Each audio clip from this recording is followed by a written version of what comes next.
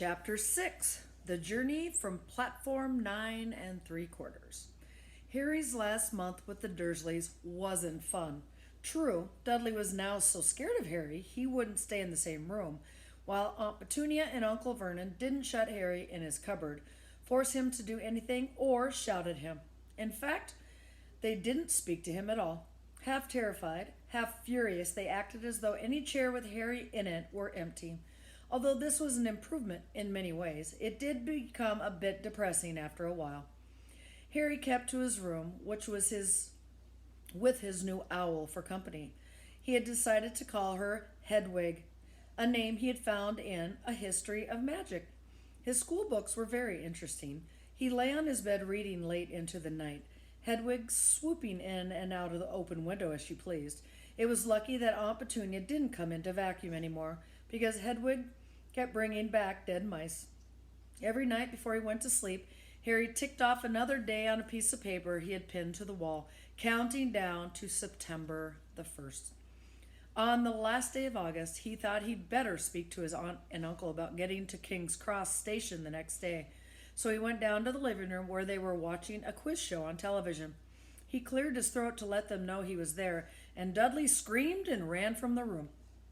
Uncle Vernon? Uncle Vernon grunted to show he was listening. I need to be at King's Cross tomorrow to go to Hogwarts. Uncle Vernon grunted again. Would it be all right if you gave me a lift? Grunt. Harry supposed that meant yes. Thank you. He was about to go back upstairs when Uncle Vernon actually spoke. Funny way to get to a wizard's school. The train. Magic carpets all got punctures, have they? Harry didn't say anything. Where is this school anyway? I don't know, said Harry, realizing this for the first time. He pulled the ticket Hagrid had given him out of his pocket.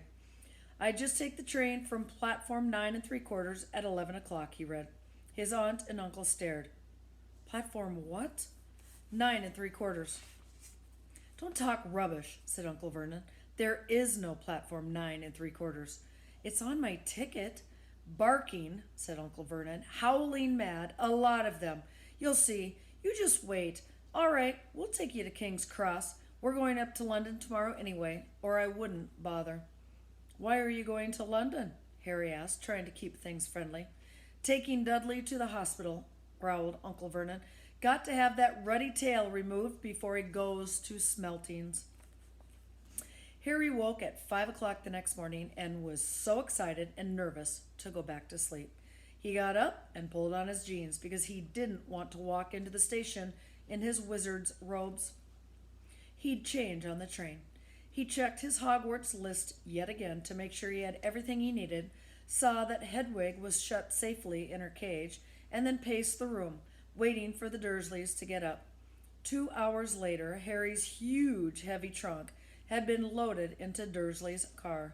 Aunt Petunia had talked Dudley into sitting next to Harry, and they had set off. They reached King's Cross at 10:30. Uncle Vernon dumped Harry's trunk onto a cart and wheeled it into the station for him.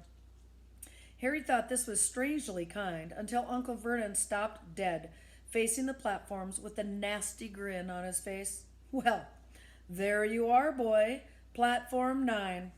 Platform 10. Your platform should be somewhere in the middle, but they don't seem to have it built yet, do they? He was quite right, of course. There was a big plastic number 9 over one platform, and a big plastic number 10 over the one next to it, and in the middle, nothing at all.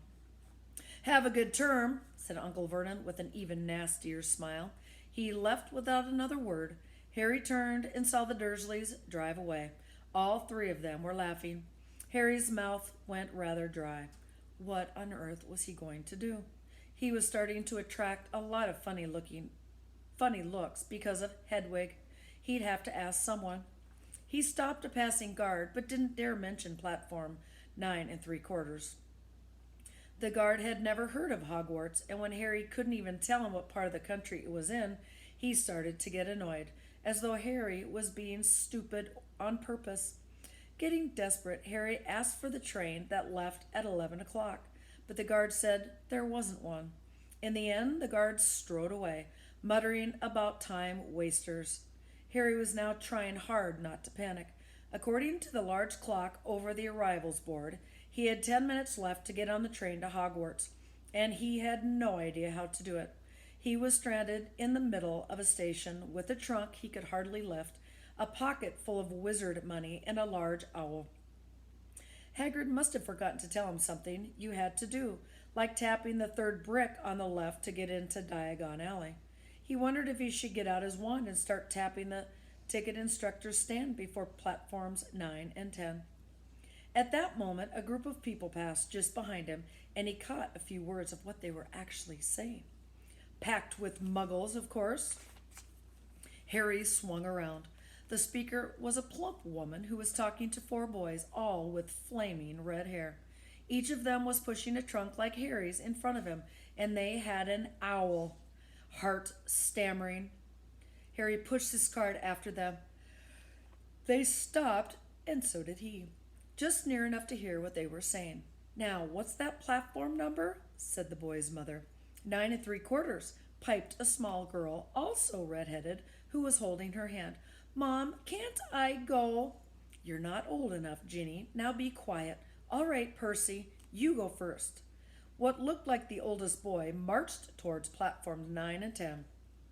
Harry watched, careful not to blink in case he missed it, but just as the boy reached the dividing barrier between the two platforms, a large crowd of tourists came swarming in front of him, and by the time the last backpack had cleared away, the boy had vanished. "Fred, you next," the plump woman said. "I'm not Fred, I'm George," said the boy. "Honestly, woman, you call yourself our mother? Can't you tell I'm George?" "Sorry, George, dear. Only joking. I am Fred," said the boy, and off he went. His twin called after him to hurry up, and he must have done so, because a second later he had gone. But how had he done it? Now the third brother was walking briskly toward the barrier. He was almost there, and then, quite suddenly, he wasn't anywhere. There was nothing else for him. "Excuse me," Harry said to the plump woman. "Hello, dear," she said. "First time at Hogwarts?" Ron's new, too.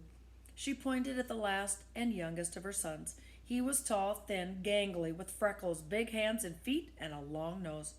"Yes," said Harry. The thing is, I don't know how to get onto the platform," she said kindly, and Harry nodded. "Not to worry," she said. "All you have to do is walk straight at the barrier between platforms 9 and 10. Don't stop, and don't be scared you'll crash into it. That's very important.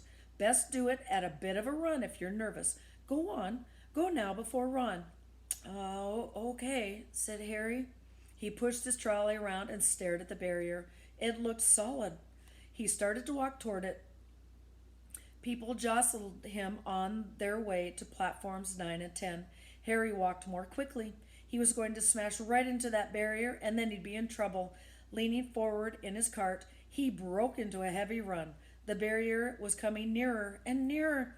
He wouldn't be able to stop. The cart was out of control. He was a foot away. He closed his eyes, ready for the crash. It didn't come. He kept on running. He opened his eyes. A scarlet steam engine was waiting next to platform packed with people. A sign overhead said, "Hogwarts Express, 11 o'clock. Harry looked behind him and saw a wrought iron archway where the barrier had been, with the platform 9 3/4 on it. He had done it. Smoke from the engine drifted over the heads of the chattering crowd, while cats of every color were there between their legs. Owls hooted to one another in a disgruntled sort of way over the babble and the scraping of heavy trunks. The first few carriages were already packed with students, some hanging out the windows to talk to their families, some fighting over seats.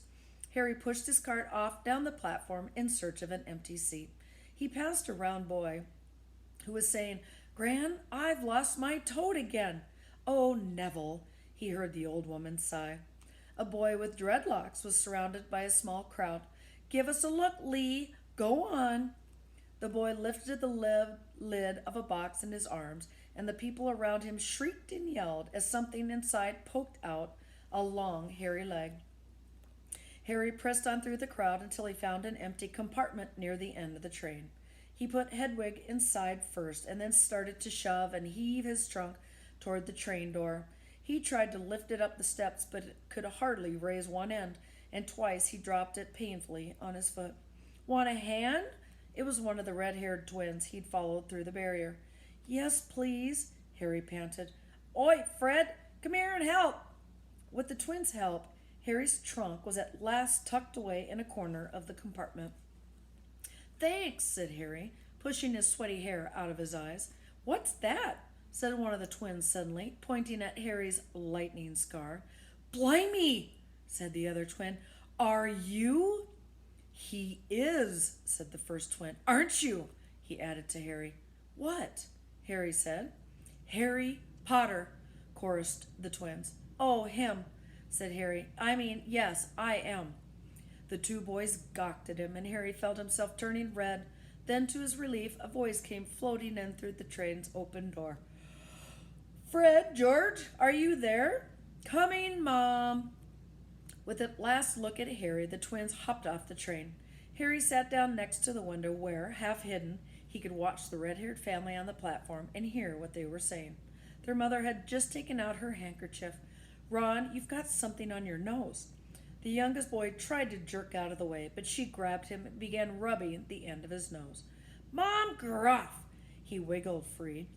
Has Ickle Ronnie got something on his nose? Said one of the twins.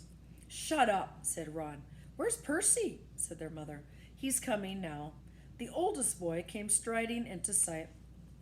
He had already changed into his billowing black Hogwarts robes, and Harry noticed a shiny silver badge on his chest with the letter P on it. Can't stay long, Mother, he said. I'm up front. The prefects have got 2 compartments to themselves. Oh, are you a prefect, Percy? Said one of the twins, with an air of great surprise. You should have said something. We had no idea. Hang on, I think I remember him saying something about it, said the other twin. Once. Or twice. A minute. All summer. Oh, shut up, said Percy to the prefect. How come Percy gets new robes anyway? Said one of the twins. Because he's a prefect, said their mother fondly. All right, dear. Well, have a good term. Send me an owl when you get there. She kissed Percy on the cheek and left. Then she turned to the twins. Now, you two, this year you behave yourselves. If I get one more owl telling me you've blown up a toilet or... Blown up a toilet? We've never blown up a toilet. Great idea. Thanks, Mom. It's not funny. And look after Ron. Don't worry, Ickle Ronnykins. It's safe with us. Shut up, said Ron again. He was almost as tall as the twins already, and his nose was still pink from where his mother rubbed it. Hey, Mom, guess what? Guess who we met on the train? Harry leaned back quickly so they couldn't see him looking. You know that black-haired boy who was near us in the station? Know who he is? Who? Harry Potter. Harry heard the little girl's voice. Oh, Mom, can I go on the train and see him, Mom? Oh, please. You've already seen him, Ginny, and the poor boy isn't something you goggle at in a zoo. Is he really, Fred? How do you know? Asked him. Saw his scar. It's really there, like lightning. Poor dear, no wonder he was alone. I wondered. He was ever so polite when he asked how to get onto the platform. Never mind that. Do you think he remembers you know who and what he looks like? Their mother suddenly became very stern. I forbid you to ask him, Fred. Now don't you dare, as though he needs reminding of that on his first day of school. All right, keep your hair on. A whistle sounded. Hurry up, their mother said, and the 3 boys clambered onto the train. They leaned out of the window for her to kiss them goodbye, and their youngest sister started crying. Don't, Ginny. We'll send you loads of owls. We'll send you a Hogwarts toilet seat. George! Only joking, Mom. The train began to move. Harry saw the boys' mother waving and their sister half laughing, half crying, running to keep up with the train until it gathered too much speed. Then she fell back and waved. Harry watched the girl and her mother disappear as the train rounded the corner.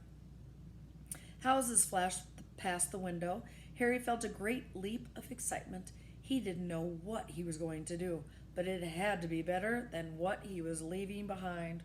The door of the compartment slid open, and the youngest redhead boy came in. "Anyone sitting there?" he asked, pointing to the seat opposite Harry. "Everywhere else is full." Harry shook his head, and the boy sat down. He glanced at Harry and then looked quickly out the window, pretending he hadn't looked. Harry said he still had a black mark on his nose. "Hey, Ron." The twins were back. "Listen, we're going down to the middle of the train. Lee Jordan's got a giant tarantula down there." "Right," mumbled Ron. "Harry," said the other twin, "did we introduce ourselves? Fred and George Weasley. And this is Ron, our brother. See you later, then." "Bye," said Harry and Ron. The twins slid the compartment door shut behind them. "Are you really Harry Potter?" Ron blurted out. Harry nodded. "Oh, well, I thought it might be one of Fred and George's jokes," said Ron. "And have you really got, you know?" He pointed at Harry's forehead. Harry pulled back his bangs to show the lightning scar. Ron stared. "So that's where you know who?" "Yes," said Harry, "but I can't remember it." "Nothing?" said Ron eagerly. "Well, I remember a lot of green light, but nothing else." "Wow," said Ron. He sat and stared at Harry for a few moments. Then, as though he had suddenly realized what he was doing, he looked quickly out the window again.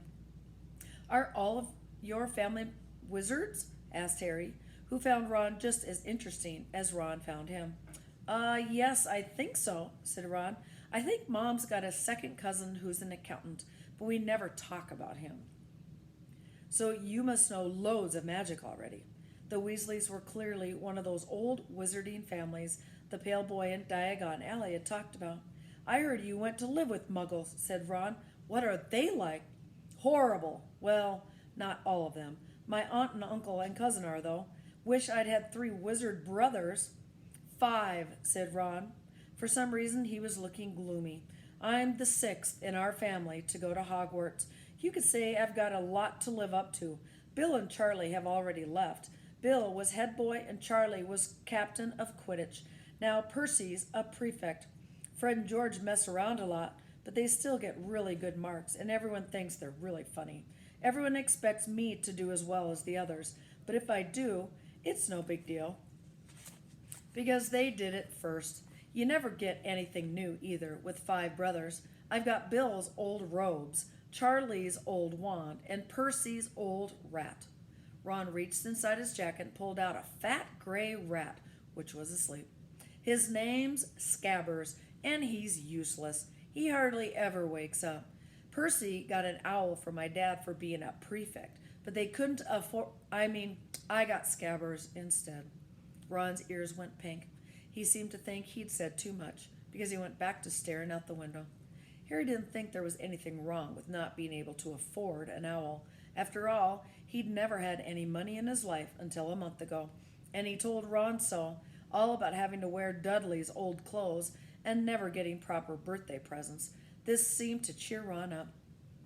"And until Hagrid told me, I didn't know anything about being a wizard or about my parents or Voldemort," Ron gasped. "What?" said Harry. "You said you know whose name," said Ron, sounding both shocked and impressed. "I'd have thought you of all people." "I'm not trying to be brave or anything, saying the name," said Harry. "I just never knew you shouldn't. See what I mean? I've got a lot to learn, I bet," he added, voicing for the first time something that had been worrying him a lot lately. "I bet I'm the worst in class." "You won't be. There's loads of people who come from Muggle families, and they learn quick enough."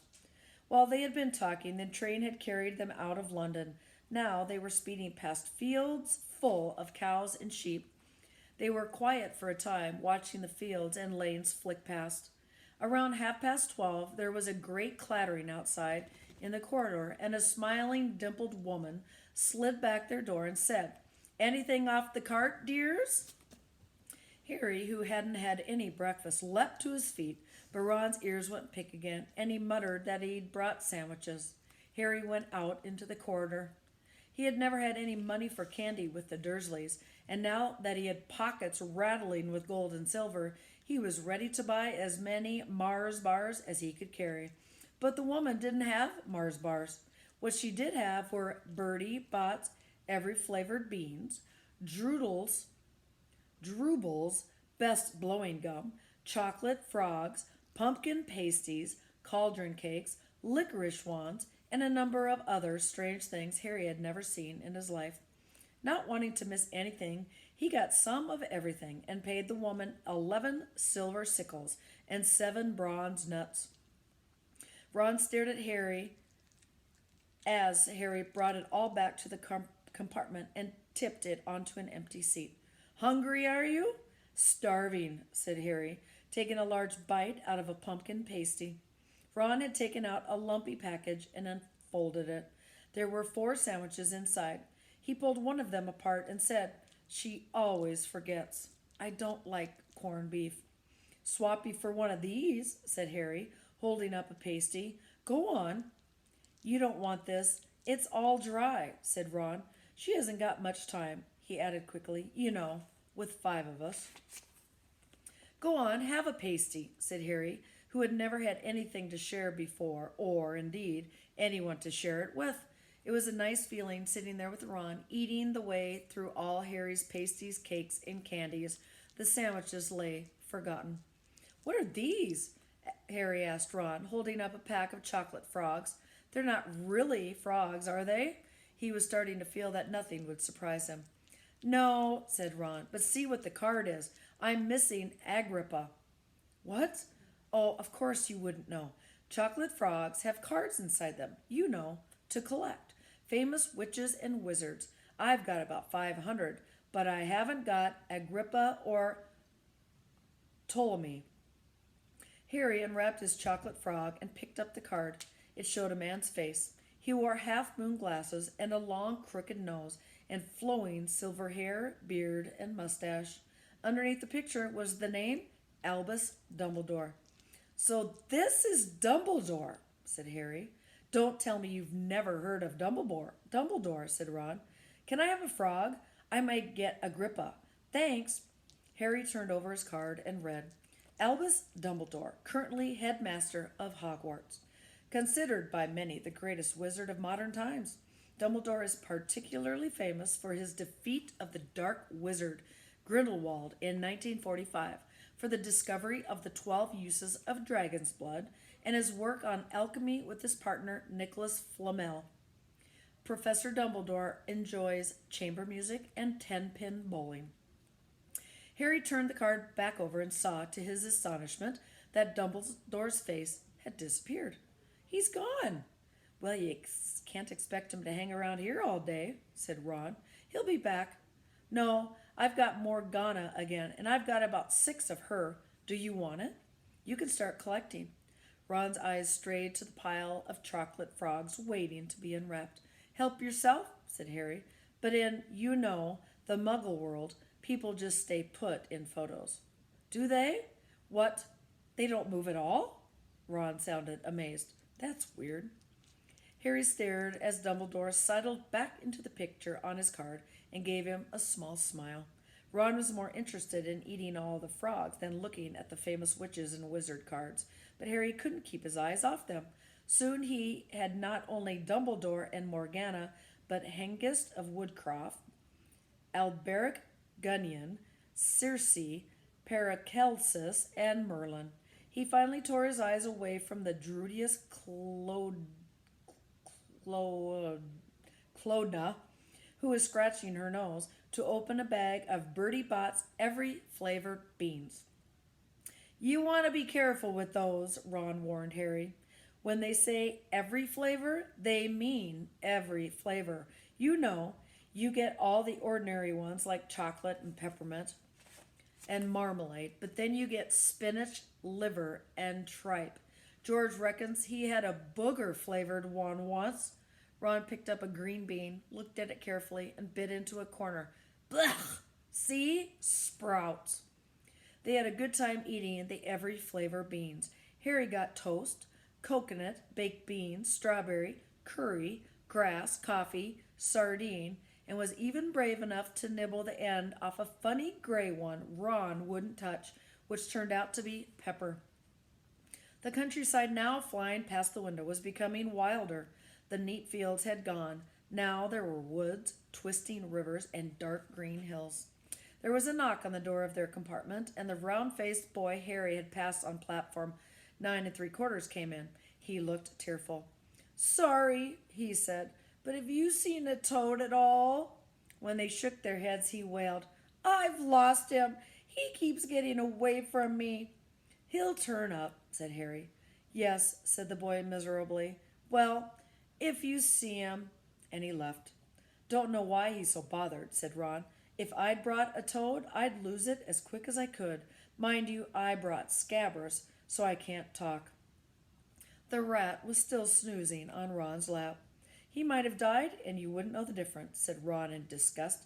"I tried to turn him yellow yesterday to make him look more interesting, but the spell didn't work. I'll show you. Look." He rummaged around in his trunk and pulled out a very battered looking wand. It was chipped in places, and something white was glinting at the end. Unicorn hairs nearly poking out. Anyway, he had just raised his wand when the compartment door slid open again. The toadless boy was back, but this time he had a girl with him. She was already wearing her new Hogwarts robes. "Has anyone seen a toad? Neville's lost one," she said. She had a bossy sort of voice, lots of bushy brown hair, and rather large front teeth. "We've already told him we haven't seen it," said Ron, but the girl wasn't listening. She was looking at the wand in his hand. "Oh, are you doing magic? Let's see it then."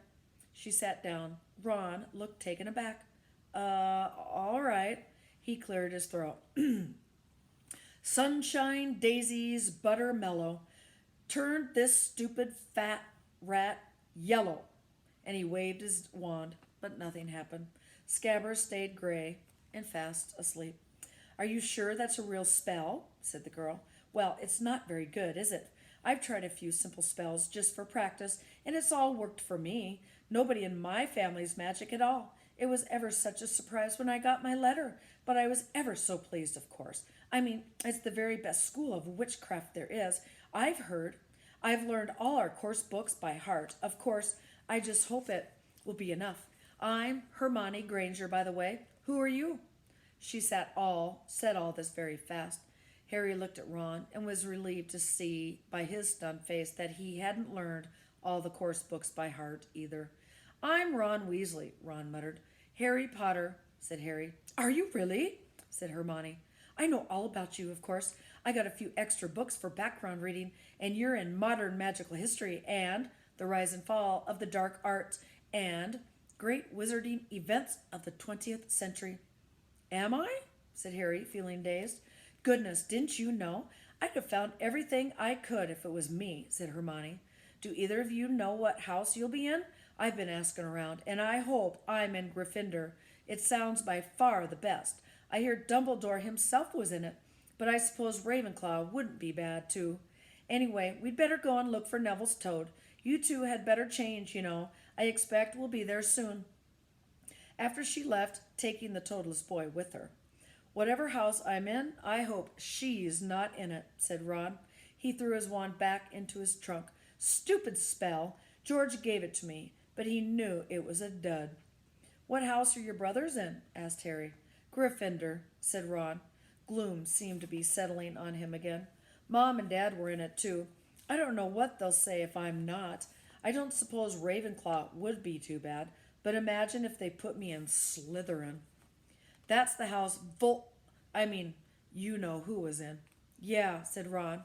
He flopped back into his seat, looking depressed. "You know, I think the end of Scabbers' whiskers are a bit lighter," said Harry, trying to take Ron's mind off houses. "So what do your oldest brothers do now that they've left, anyway?" Harry was wondering what a wizard did once he finished school. "Charlie's in Romania studying dragons, and Bill's in Africa doing something for Gringotts," said Ron. "Did you hear about Gringotts? It's been all over the Daily Prophet, but I don't suppose you get that with the Muggles. Someone tried to rob a high-security vault." Harry stared. "Really? What happened to them?" "Nothing. That's why it's such big news. They haven't been caught. My dad says it must have been a powerful dark wizard to get round Gringotts, but they don't think they took anything. That's what's odd. Of course, everyone gets scared when something like this happens in case you know who's behind it. Harry turned this news over in his mind. He was starting to get a prickle of fear every time you know who was mentioned. He supposed this was all part of entering the magical world, but it had been a lot more comfortable saying Voldemort without worrying. What's your Quidditch team? Ron asked.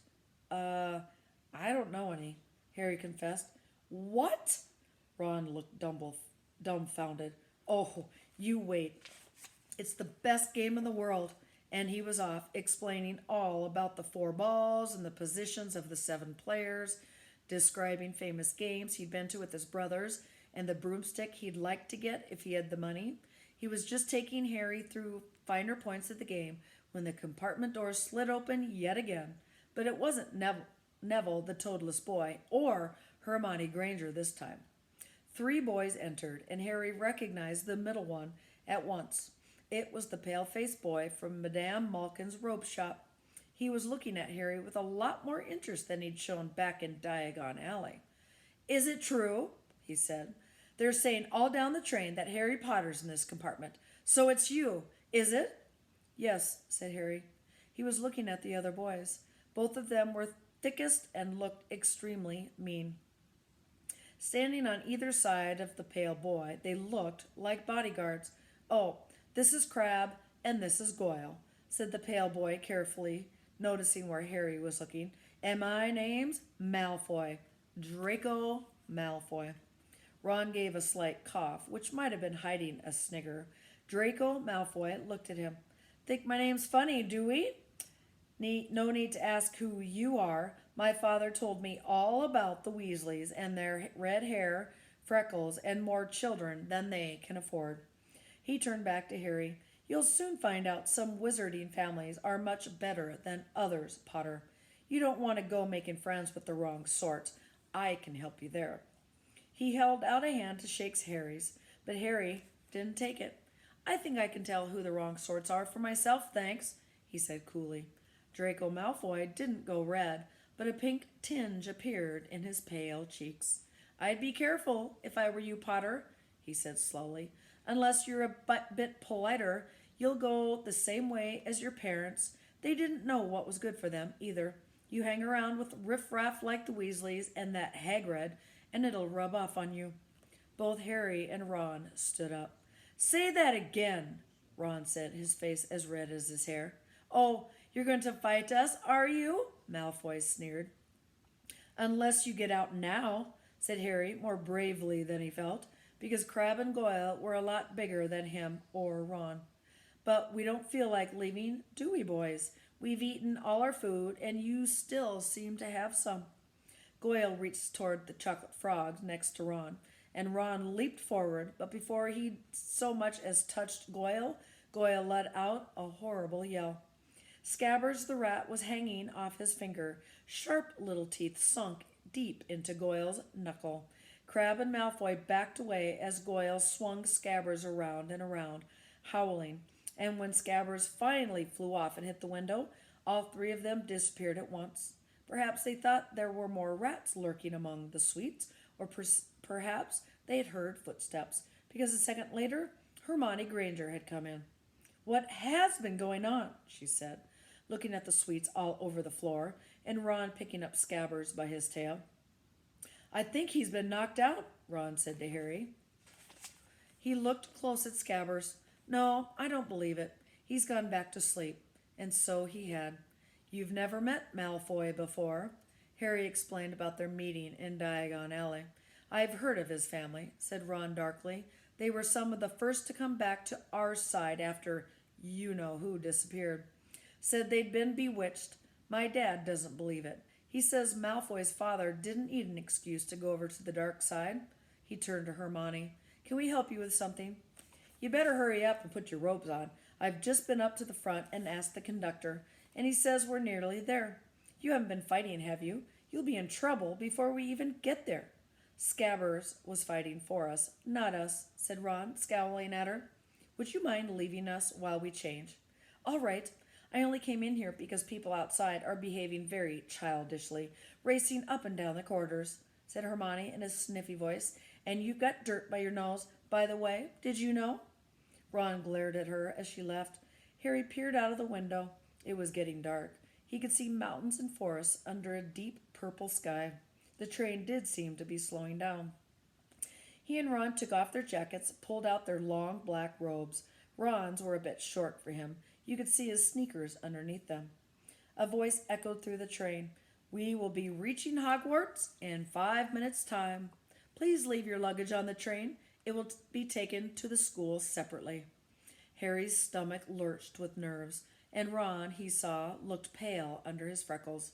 They crammed their pockets with the last of the sweets and joined the crowd thronging the corridor. The train slowed right down and finally stopped. People pushed their way toward the door and out onto a tiny dark platform. Harry shivered in the cold night air. Then a lamp came bobbing over their heads of the students, and Harry heard a familiar voice. First years over here. All right there, Harry." Hagrid's big, hairy face beamed over the sea of heads. "Come on, follow me. Any more first years? Mind your step now. First years, follow me." Slipping and stumbling, they followed Hagrid down what seemed to be a steep, narrow path. It was so dark on either side of them that Harry thought there must be thick trees there. Nobody spoke much. Neville, the boy who kept losing his toad, sniffed once or twice. "You'll get your first year's sight of Hogwarts in a sec," Hagrid called over their shoulders. "Just round this bend here." There was a loud, "Oh!" The narrow path had opened suddenly onto an edge of a great black lake. Perched atop a high mountain on the other side, its windows sparkling in the starry sky, was a vast castle with many turrets and towers. "No more'n 4 to a boat," Hagrid called, pointing to a fleet of little boats sitting in the water by the shore. Harry and Ron were followed into their boat by Neville and Hermione. "Everyone in?" shouted Hagrid, who had a boat to himself. Right then, forward! And the fleet of little boats moved off all at once, gliding across the lake, which was as smooth as glass. Everyone was silent, staring up at the great castle overhead. It towered over them as they sailed nearer and nearer to the cliff on which it stood. "Heads down!" yelled Hagrid as the first boat reached the cliff. They all bent their heads, and the little boats carried them through a curtain of ivy that hid a wide opening in the cliff face. They were carried along a dark tunnel, which seemed to be taking them right under the castle, until they reached a kind of underground harbor, where they clambered out onto rocks and pebbles. "Oi, you there! Is this your toad?" said Hagrid, who was checking the boats as people climbed out of them. "Trevor!" cried Neville blissfully, holding out his hands. Then they clambered up a passageway into the rock after Hagrid's lamp, coming out at last onto smooth, damp grass right in the shadow of the castle. They walked up a flight of stone steps and crowded around the huge oak front door. "Everyone here? You there, still got your toad?" Hagrid raised a gigantic fist and knocked 3 times on the castle door.